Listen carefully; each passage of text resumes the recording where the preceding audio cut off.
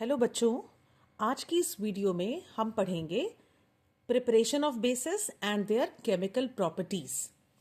Basis क्या होते हैं इसके बारे में मैं ऑलरेडी आपको एसिड बेस सॉल्ट के पार्ट 4 वाले वीडियो में बता चुकी हूँ। आप चाहें तो ये वीडियो आप देख सकते हैं, इसका लिंक मैं आपको डिस्क्रिप्शन में ज़रूर शेयर करूँगी। एक छोटा सा अगर रिविजन लें तो बेसिस क्या होते हैं, 3 तरह के कंपाउंड्स को हम बेसिस बोलते हैं। एक मेटालिक ऑक्साइड, दूसरा मेटालिक हाइड्रोक्साइड, और ये दोनों ऐसे कंपाउंड्स होने चाहिए जो एसिड्स के साथ रिएक्ट करके सॉल्ट एंड वाटर बनाएं। और थर्ड कंपाउंड जिसको हम बेस मानते हैं वो है अमोनियम हाइड्रोक्साइड। ये तो रही बेसिस के बारे में। अब हम स्टडी करते हैं कि इन बेसिस को हम प्रिपेयर कैसे कर सकते हैं। यहाँ मैंने 4 मेथड्स लिस्ट आउट किए हैं। इसमें सबसे पहला मेथड है डायरेक्ट कॉम्बिनेशन और सिंथेसिस। एक चीज आपको हर वक्त ध्यान रखनी पड़ेगी कि ये method is applicable only for metallic oxides which are basic in nature. ठीक, यानी ऐसे मेटालिक ऑक्साइड्स जो बेसिक नेचर के हैं, ये मेथड सिर्फ उन्हीं के ऊपर एप्लीकेबल होता है। अब इसके लिए मैं यहाँ पे 2 इक्वेशंस लूंगी। पहली रिएक्शन, सोडियम को जब हम ऑक्सीजन के साथ बर्न करते हैं we get sodium oxide. It's a direct combination reaction. इस इक्वेशन को फटाफट हम बैलेंस कर लें। इसी तरह से अगर मुझे पोटेशियम ऑक्साइड बनाना है K2O, डायरेक्ट कॉम्बिनेशन मेथड के अकॉर्डिंग मुझे पोटेशियम की रिएक्शन ऑक्सीजन के साथ करानी है और इसको फटाफट इक्वेशन को हम बैलेंस कर लें। ये रहा डायरेक्ट कॉम्बिनेशन। डायरेक्ट कॉम्बिनेशन से आप याद रखिए हम metallic oxides, basic metallic oxides ही प्रिपेयर कर सकते हैं। अब इस लिस्ट में हमारा सेकेंड मेथड है by the action of water on reactive metals. Reactive metals क्या होता है, इसकी इंफॉर्मेशन हम मेटल एक्टिविटी सीरीज से गेन करते हैं और इसके बारे में भी एक मेरी वीडियो ऑलरेडी है जिसका लिंक भी मैं आपको डिस्क्रिप्शन में जरूर शेयर कर दूंगी। आप चाहें उसको रेफर कर सकते हैं रिएक्टिव मेटल्स को समझने के लिए। चलिए देखते हैं। कुछ रिएक्शंस हम लेते हैं, कुछ रिएक्टिव मेटल्स मैं लूंगी जिसकी रिएक्शन वाटर के साथ कराएं तो हमें बेसिस मिलते हैं। इस लिस्ट में टॉप मोस्ट रिएक्टिव मेटल्स होंगे जैसे सोडियम और पोटेशियम। जब आप इसकी रिएक्शन वाटर के साथ कराते हैं, सोडियम एंड पोटेशियम जैसी मेटल्स की रिएक्शन जब हम वाटर के साथ कराते हैं ये हमें करस्पॉन्डिंग हाइड्रोक्साइड्स देती हैं जो कि बेसिस हो गए, along with liberation of hydrogen. उसी तरह से पोटेशियम भी वाटर के साथ रिएक्ट करने पे पोटेशियम हाइड्रोक्साइड देगा along with the liberation of hydrogen. फटाफट इस इक्वेशन को बैलेंस करते हैं। उसके लिए यहाँ मैं 2 लिखूंगी, हाइड्रोजन मेरे पास 4 हो गए, यहाँ मैं 2 लिखूंगी। ऑक्सीजन बैलेंस हो गया। सोडियम को बैलेंस करने के लिए यहाँ मैं 2 लिखूंगी। चूंकि ये दोनों इक्वेशंस एक ही टेम्परामेंट की हैं तो इसलिए इसको भी फटाफट हम उसी फॉर्मेट पे बैलेंस कर लेते हैं। अब इस लिस्ट में मैं एक और इक्वेशन लूंगी आपको, कैल्शियम। जब calcium is also one of the reactive metals, जब हम कैल्शियम की रिएक्शन वाटर के साथ कराते हैं तो ये भी अपना करस्पॉन्डिंग हाइड्रोक्साइड देता है along with the liberation of hydrogen. Hydrogen यहाँ पे 4 हैं प्रोडक्ट्स में, तो इसको बैलेंस करने के लिए यहाँ मैं 2 लिख दूं तो ऑक्सीजन 2 हो गए, कैल्शियम 1 है, reaction is perfectly balanced. Similarly अगर यहाँ मैं जिंक मेटल लेती हूँ, मेटल जिंक, अगर मैं उसकी रिएक्शन वाटर के साथ कराऊं तो मुझे जिंक की रिएक्शन विद वाटर मुझे मिलता है corresponding oxide along with the liberation of hydrogen. आप ये देख रहे हैं इन सभी रिएक्शंस में, मैंने 4 रिएक्शंस यहाँ लिखी, तो इन सभी रिएक्शंस में ये सबके सब रिएक्टिव मेटल्स हैं। एक्टिविटी सीरीज में हाइड्रोजन से ऊपर जितनी मेटल्स आती हैं वो सब के सब रिएक्टिव मेटल्स की कैटेगरी में काउंट होती हैं। इनमें से ये सभी मेटल्स जो मैंने यहाँ लिखी हैं, लिस्ट आउट की हैं, तो आप देख रहे हैं जब वाटर के साथ रिएक्ट करते हैं तो ये या तो हाइड्रोक्साइड दे रहे हैं या ऑक्साइड दे रहे हैं।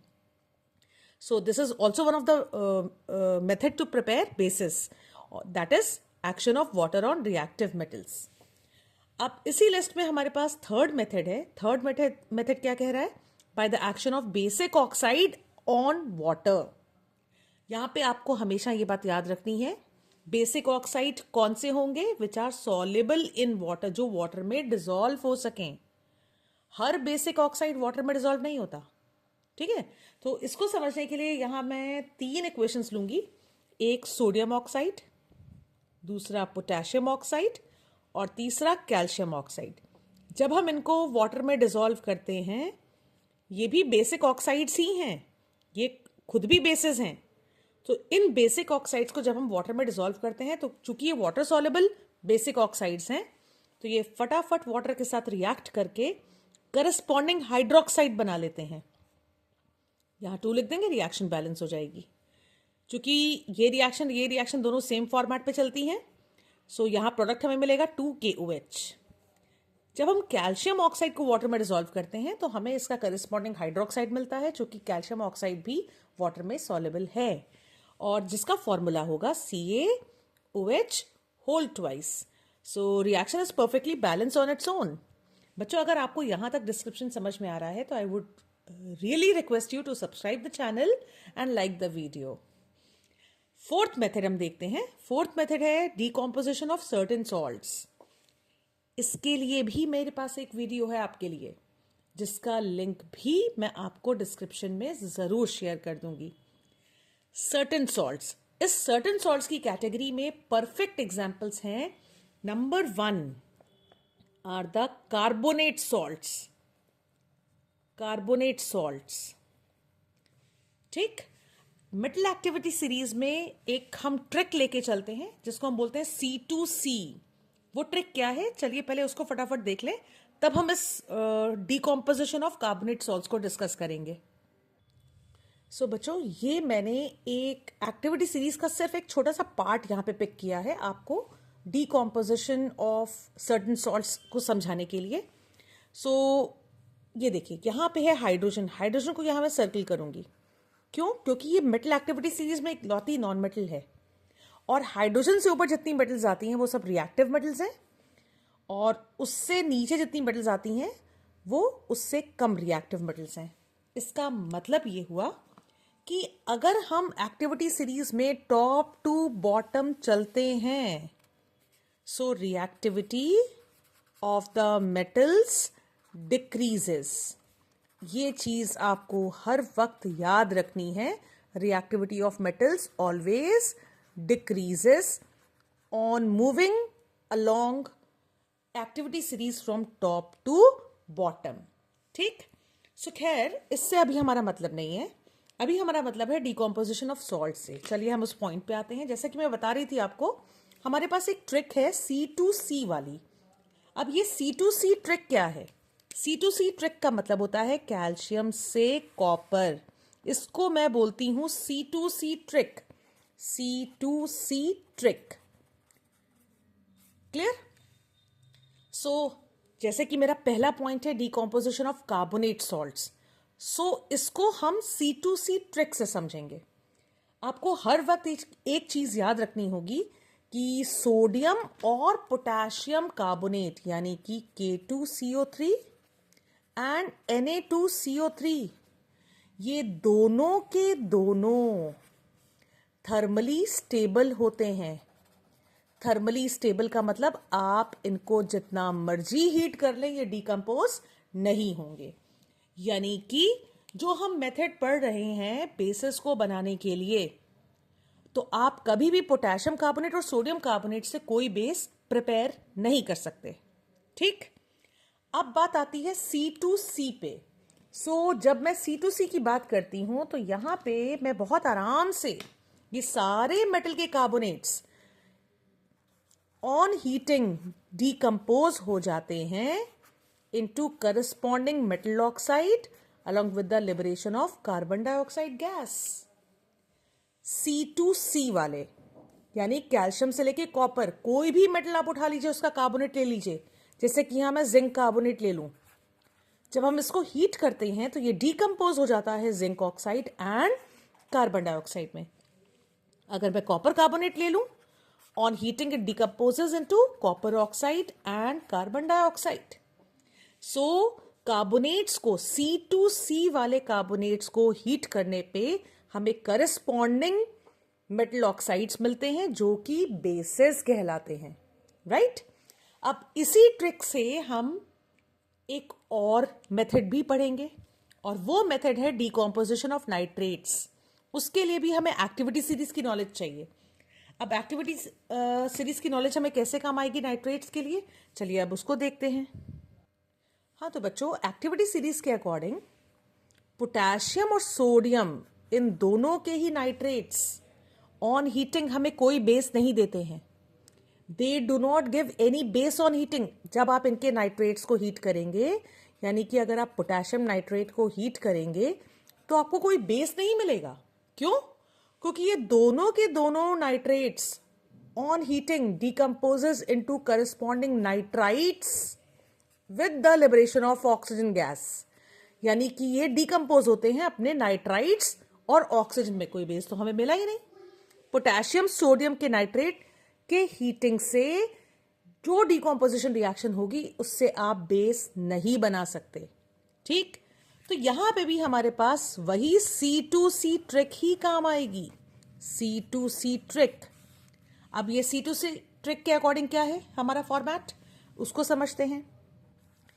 कैल्शियम से लेके कॉपर तक कोई भी आप नाइट्रेट उठा लें, जैसे कि यहां मैं एग्जांपल लूं कैल्शियम नाइट्रेट का। इन नाइट्रेट्स को हीट करने पे 3 प्रोडक्ट्स फिक्स्ड होते हैं। पहला मेटल ऑक्साइड यानी कि कैल्शियम ऑक्साइड, दूसरा नाइट्रोजन डाइऑक्साइड, तीसरा ऑक्सीजन गैस। ठीक, अब चूंकि इन नाइट्रेट्स को डिकम्पोज करने पे हमें मेटल ऑक्साइड मिल रहा है जो कि खुद एक बेस होता है, सो ये मेथड प्रिपरेशन ऑफ बेसिस के अंडर में हम पढ़ते हैं। लेकिन आपको याद रखना है, पोटेशियम और सोडियम नाइट्रेट हीट करने पे कभी भी बेस नहीं देंगे। सिर्फ कौन हमें बेस देते हैं? C2C।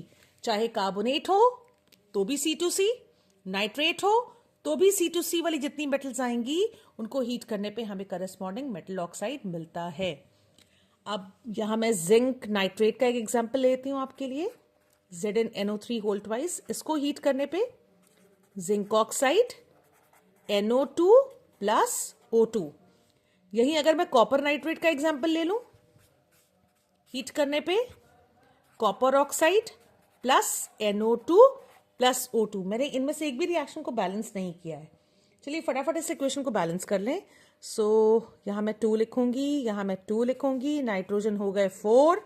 सो यहां 4 लिखिए, हर चीज अपने आप बैलेंस्ड है। 4 2 8 and 2 10 प्लस 2 12, 2 2 4 3 12 ऑक्सीजन। सो ये सभी इक्वेशंस एक ही जैसी हैं तो एक ही फॉर्मेट में बैलेंस हो जाएंगी। सो ये रही हमारे पास बैलेंस्ड केमिकल इक्वेशन। सो बच्चों, ये थे सारे methods of preparation of basis. अब हम पढ़ेंगे बेसिस की केमिकल प्रॉपर्टीज, लेकिन उससे पहले एक छोटी सी रिक्वेस्ट, चैनल को सब्सक्राइब करना मत भूलिएगा, वीडियो को लाइक करना मत भूलिएगा। हाँ तो बच्चों, केमिकल प्रॉपर्टीज ऑफ बेसिस में सबसे इंपॉर्टेंट रिएक्शन, अगर ये बेस है कोई कंपाउंड, सो वो डेफिनेटली एसिड के साथ रिएक्ट करके न्यूट्रलाइजेशन रिएक्शन देता है।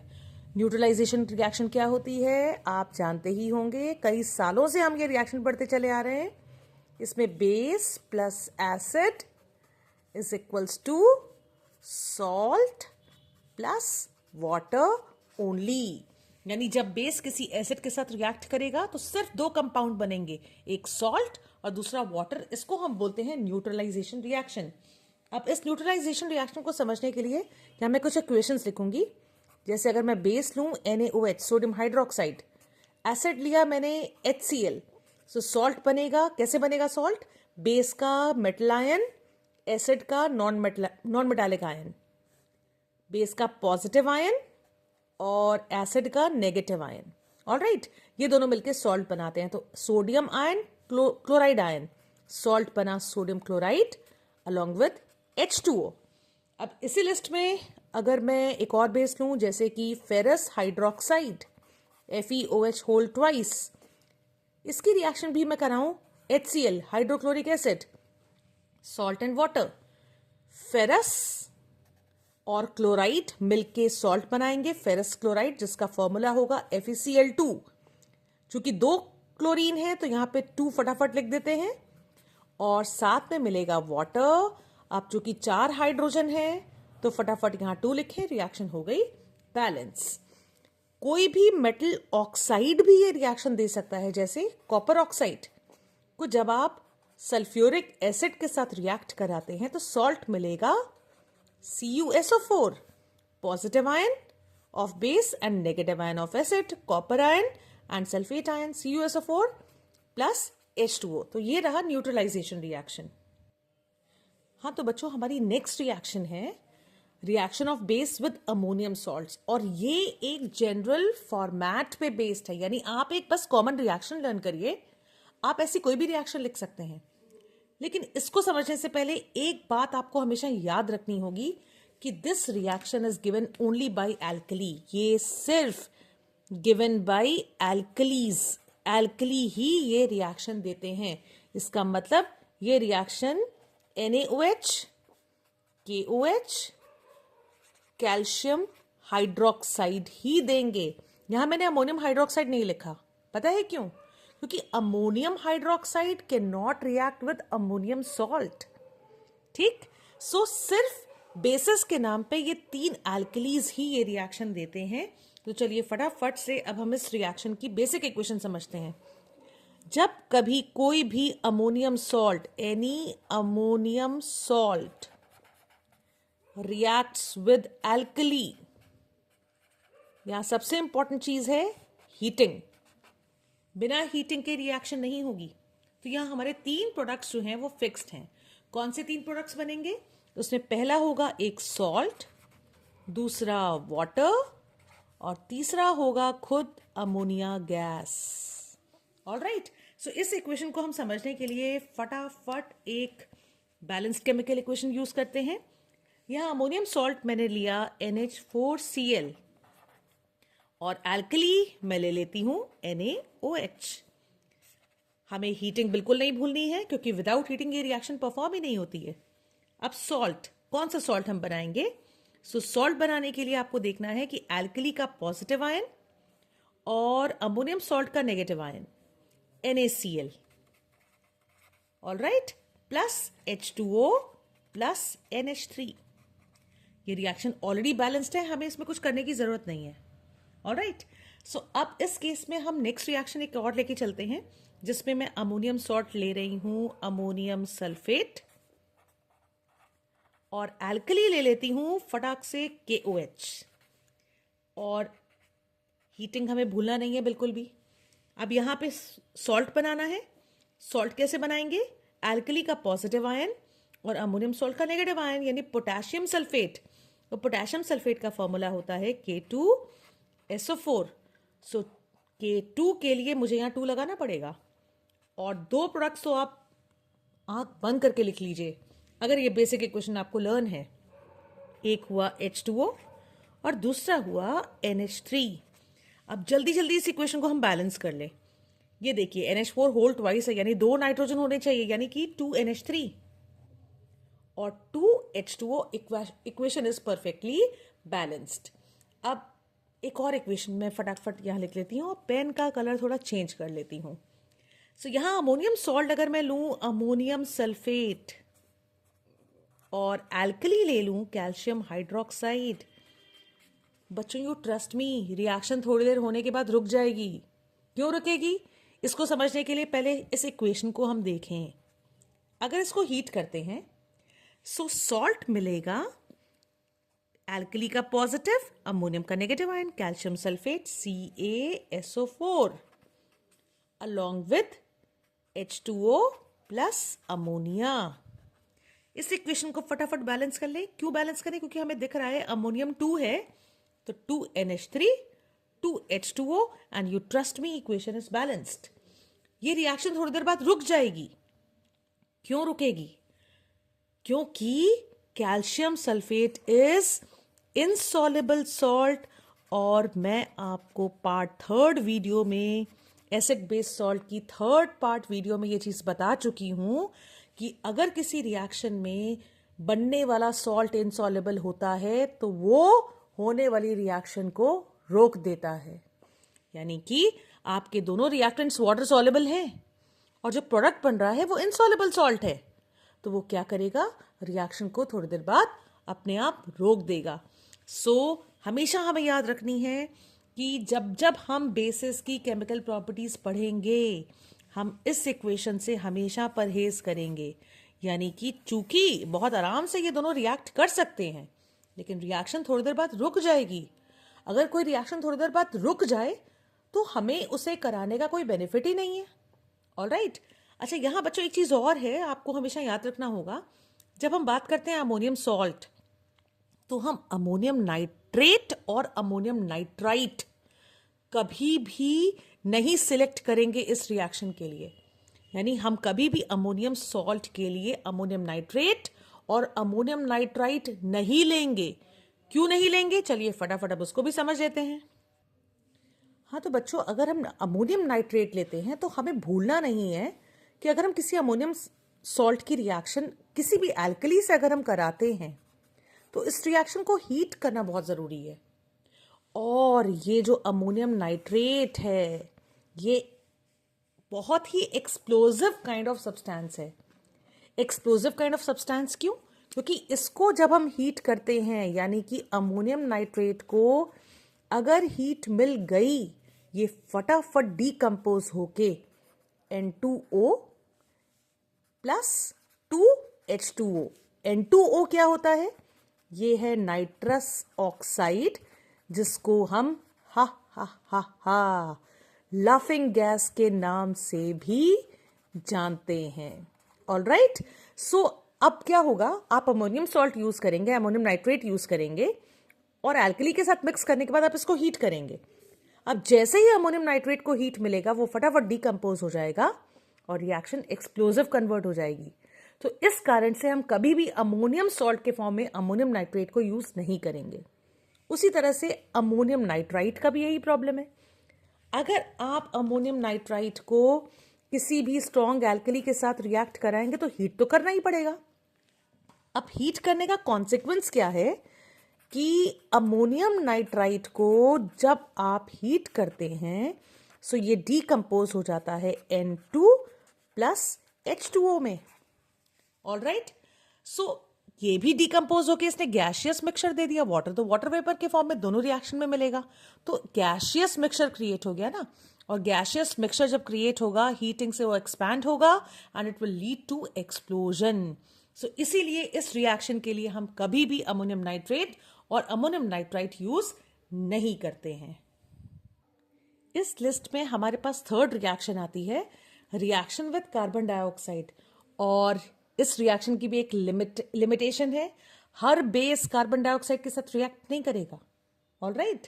सो यूजुअली जब कभी हम स्ट्रॉन्ग बेस मतलब स्ट्रॉन्ग एल्कली की बात कर रहे हैं जैसे कि NaOH या KOH, अगर हम इनको रिएक्ट करा दें कार्बन डाइऑक्साइड के साथ सो बच्चों ये एक तरह से इनडायरेक्टली न्यूट्रलाइजेशन रिएक्शन ही तो हुई। क्यों? क्योंकि ये रहे एल्कली और carbon dioxide is acidic gas. ये एसिडिक गैस के नाम से जानी जाती है। सो जब एल्कली और एसिड्स यानी बेस और एसिड मिलेंगे तो दो ही तो प्रोडक्ट बनेंगे, एक सॉल्ट और दूसरा वाटर। सो फटाफट देख लें कौन सा सॉल्ट यहां बनेगा। So sodium hydroxide carbon dioxide के साथ रिएक्ट करने पे हमेशा सोडियम कार्बोनेट प्लस H2O देगा। अब उसी तरह से पोटेशियम हाइड्रोक्साइड कार्बन डाइऑक्साइड के साथ रिएक्ट करने पे potassium carbonate plus H2O salt and water देगा। So it's a kind of neutralisation reaction. अब फटाफट रिएक्शंस को बैलेंस कर लेते हैं। 2 सोडियम, तो यहां पे मैंने 2 लिख दिया। अब आप देखिए रिएक्शन ऑटोमेटिकली अपने आप बैलेंस्ड है। सिमिलरली यहां 2 लिखूंगी तो रिएक्शन अपने आप परफेक्टली बैलेंस हो ही जाएगी। सो आई होप बच्चों आपको ये सारी रिएक्शंस क्लियर हो गई हैं। अब एक रिएक्शन और बची है, आइए फटाफट उसको भी समझ लें हम। हाँ तो बच्चों हमारी लास्ट रिएक्शन है reaction of alkalis again with soluble salts. Soluble salts जैसे कि कुछ सॉल्युबल सॉल्ट्स मैं लिस्ट आउट कर लूंगी, जैसे कि जिंक सल्फेट हो गया, जैसे कि फेरस सल्फेट हो गया, जैसे कि कॉपर सल्फेट हो गया। ऑलराइट। सो ये सॉल्युबल सॉल्ट्स की कैटेगरी में आते हैं। अब एल्कलीज यानी कि NaOH यहाँ पे मैं ले लेती हूँ KOH और थर्ड केस में मैं ले लेती हूँ NH4OH। ऑलराइट, ये तीनों की तीनों एल्कलीज हैं। जब हम सॉल्युबल सॉल्ट्स की रिएक्शन, ये रहा हमारा सॉल्युबल सॉल्ट और ये रहा हमारा एल्कली, जब इन दोनों की हम रिएक्शन कराते हैं सो हमें दो चीजें 100% मिलेंगी। एक हमें मिलेगा salt, another salt, different salt हमें मिलेगा, प्लस इनसॉल्युबल बेस। ये एक तरह की डबल डीकॉम्पोजिशन रिएक्शन है। डबल डीकॉम्पोजिशन माने जिसमें एक्सचेंज ऑफ रेडिकल्स होता है, यानी कि सोडियम सल्फेट के साथ कंपाउंड बनाएगा, यानी कि Na2SO4 जो कि एक सॉल्ट है, और जिंक हाइड्रोक्साइड जो कि एक इनसॉल्युबल बेस है, ZnOH होल ट्वाइस। चूंकि ये इनसॉल्युबल है तो definitely it will form a PPT। So zinc hydroxide is gelatinous white PPT। Similarly ferrous sulphate जब KOH के साथ रिएक्ट करेगा तो पोटेशियम सल्फेट मिलेगा हमें सॉल्ट, और हमें मिलेगा ferrous hydroxide FeOH whole twice जो कि इनसॉल्युबल बेस है, और इसका कलर है dirty green PPT। Dirty green PPT। जब हम कॉपर सल्फेट की रिएक्शन अमोनियम हाइड्रोक्साइड के साथ कराएंगे सो हमें जो सॉल्ट मिलेगा वो मिलेगा ammonium sulphate NH4 whole twice SO4, और साथ ही साथ हमें इनसॉल्युबल हाइड्रोक्साइड मिलेगा copper hydroxide, that is CuOH whole twice जो कि इनसॉल्युबल है, और इसका कलर होता है, उसी कलर के पेन से मैं लिखूंगी pale blue. I should use pale blue PPT। जिस कलर का पेन उसी कलर का PPT। सो ये रही सारी प्रॉपर्टीज ऑफ बेसिस। सो बच्चों, अगर आपको वीडियो समझ में आया, एक्सप्लेनेशन समझ में आया, तो आप चैनल को ज़रूर सब्सक्राइब करिएगा और वीडियो को लाइक ज़रूर करिएगा। Thank you and all the best for your board exams.